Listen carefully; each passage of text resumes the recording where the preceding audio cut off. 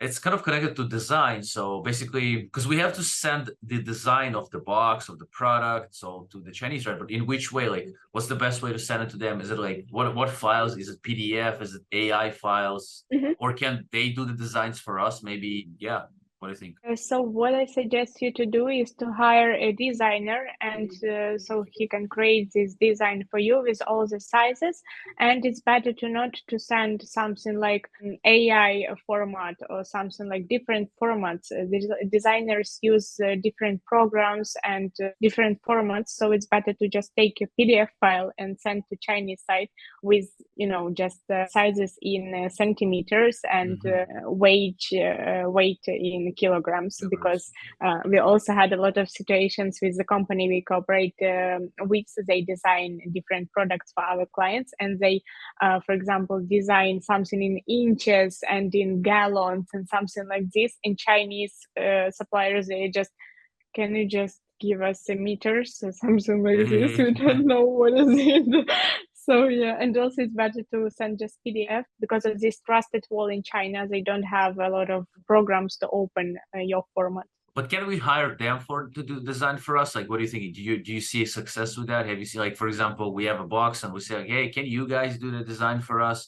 Or we'll get kind of Chinese design, which can be nice, I guess. But what do you think? Regarding the box, you can. Like box, it's not really something difficult, and they can do it. I have a factory and they help me with all these designs. But when we are talking about, like, I had a situation with lenses, and client wanted to create something really difficult to make pictures with this retro camera and something like this. And we asked Chinese to, to design two lenses together so they get this light and things like this. It was really difficult even for me, and Chinese just made something. It was a different project. I don't know. So we just hired a designer, and it was a lot easier and understandable. So you can try. Like if it's something easy, of course you can save some money. But if you want to create something new, no, it's better to spend some money and you will get the normal product and normal design. I remember sometimes, you have in Amazon, in different niches, you have sellers popping up. A lot of times it's from China. Just I remember this. Basically, I used to sell kitchen scissors. That was the first product that I ever started selling on Amazon. And I remember this one listing had a picture of the scissors or something, and it said, I guess, I don't know how they came up with it, kill fish.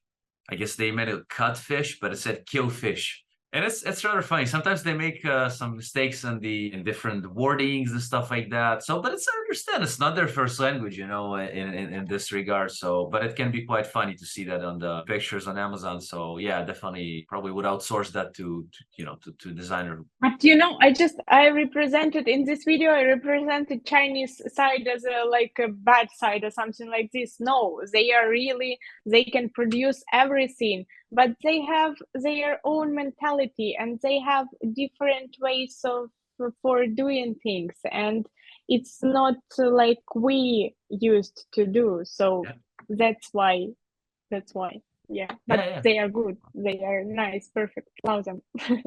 I mean, yeah, myself also have been working with China for 7 years, mostly for producing goods, and it's been okay, yeah. So, but sometimes situations happen. I guess there on the East, they can also maybe they have their own kind of videos where they like say like their experience with working with the customers, from different countries that come with weird ideas for products or Yes. whatever. So, Yes, I know. They will be saying, like, on these videos, they will say that we want a lot and we don't want to pay. yeah, fair That's enough. what So, happens always. Yeah. fair enough. That's why it's good to acquire, I guess, knowledge of different cultures and to kind of try to understand them, work with them. And there's some good books like the Culture Map or the Culture Code. That's Therapy, and the Culture Map is Erin Mayer. Anyway, but these books kind of explain this thing of different cultures and how to understand them, how they react to different things, how a boss is perceived in the East and in the West or in specific countries.